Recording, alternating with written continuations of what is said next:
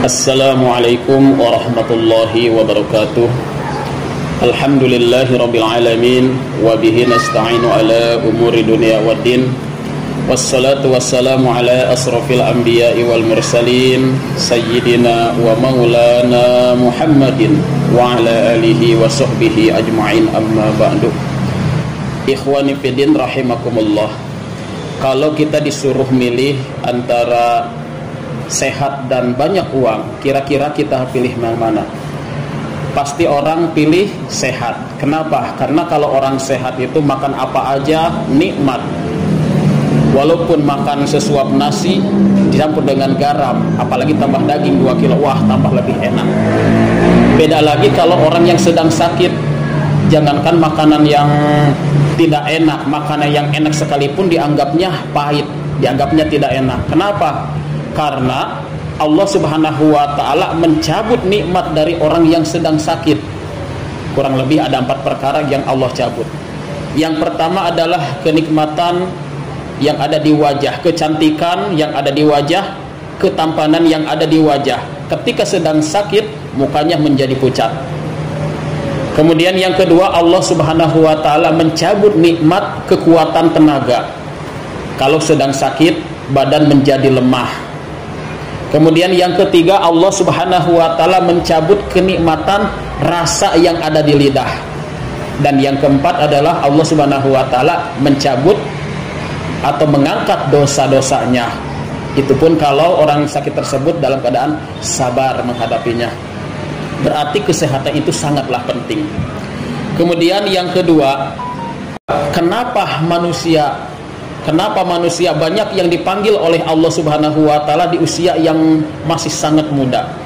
Dan kenapa banyak anak-anak muda yang terkena penyakit yang ganas? Ada orang yang menjawab, oh itu takdir Ustaz. Iya, memang segala sesuatu yang terjadi di dunia ini tidak lepas dari takdir Allah Subhanahu wa ta'ala. Tetapi dalam kaidah lain ada yang mengatakan likulli syai'in sababun, yang artinya segala sesuatu pasti ada sebab. Adanya panas pasti ada sebab, adanya dingin ada sebab. Kenapa bisa sakit, kenapa bisa meninggal, pasti ada sebabnya. Dahulu ada seorang perempuan masih gadis berusia 16 tahun, dia mengidap penyakit komplikasi sampai gagal ginjal, cuci darah seminggu 2 kali, yang akhirnya meninggal dunia. Nah, itu usia masih muda. Kenapa sebabnya ia meninggal secara syariat? Ya memang dia tidak doyan atau tidak senang minum air putih. Yang ia minum hanya air yang bersoda, hanya air yang mengandung pemanis buatan. Itu terus yang diminum. Akhirnya Allah Subhanahu wa ta'ala mengirimkan penyakit berupa komplikasi. Nah, itu sebabnya seperti itu. Berarti sangatlah penting kita menjaga kesehatan kita. Kemudian apa yang harus kita waspadai, apa yang harus kita lakukan untuk menjaga kesehatan kita? Yang harus kita waspadai itu dari pola makan. Itu yang utama. Kenapa? Karena semua penyakit itu asalnya dari pencernaan yang kurang baik. Aslu kulli da'in barodah. Asal segala penyakit atau akar segala penyakit itu adalah dari pencernaan yang kurang baik atau dari lambung. Contoh, kenapa bisa penyakit asam urat? Kenapa orang bisa penyakit asam urat?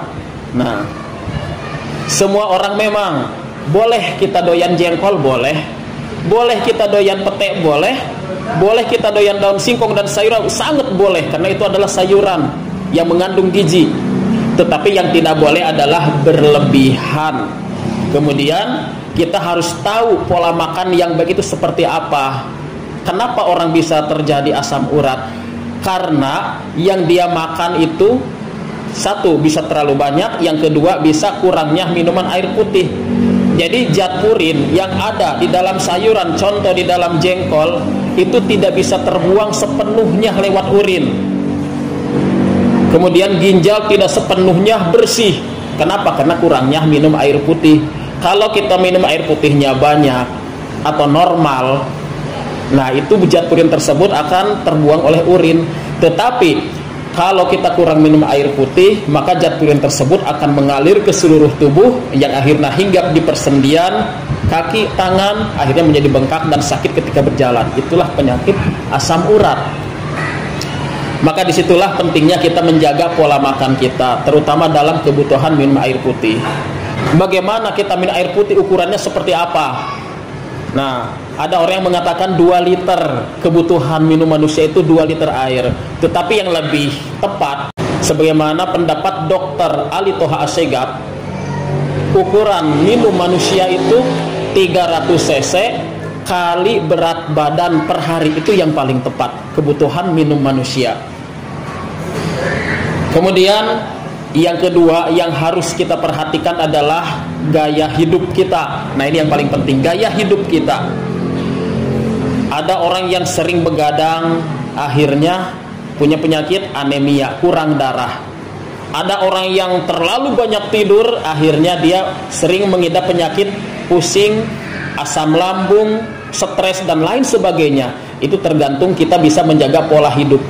Kita dikasih nikmat oleh Allah Subhanahu wa taala, sempurna postur tubuh kita, sempurna akal kita, sebagaimana Allah Subhanahu wa taala berfirman, laqad khalaqnal insana fi ahsani taqwim. Allah telah menciptakan manusia itu sebaik-baiknya ciptaan dalam ciptaannya. Maka disitulah nikmat yang harus kita syukuri. Kita jaga kesehatan kita, jaga pola makan kita. Ya, walaupun memang sakit, kematian memang takdir Allah, sudah ada ketentuan Allah Subhanahu wa taala. Sekarang kita bandingkan. Ada orang yang dikasih umur 50 tahun, ada 2 orang. Yang satu dikasih umur 50 tahun, yang satu sama 50 tahun. Yang satu menjaga kesehatan, yang satu lagi tidak menjaga kesehatan.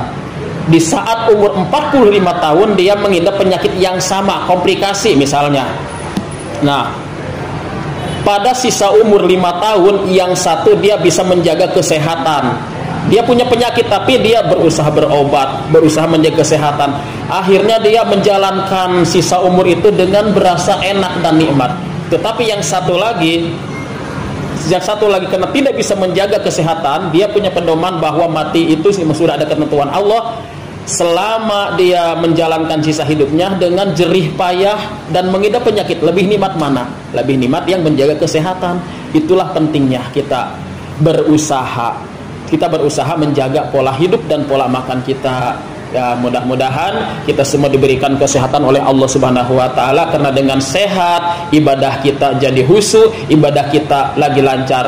Karena yang kedua, ibadah dalam keadaan sehat tentu lebih baik keutamaannya daripada orang yang tidak sehat, daripada orang yang sholat berbaring, daripada orang sholat yang terlentang. Dan disitulah pentingnya kita menjaga kesehatan. Mudah-mudahan bermanfaat untuk kita semua. Billahi taufiq wal hidayah. Wassalamualaikum warahmatullahi wabarakatuh.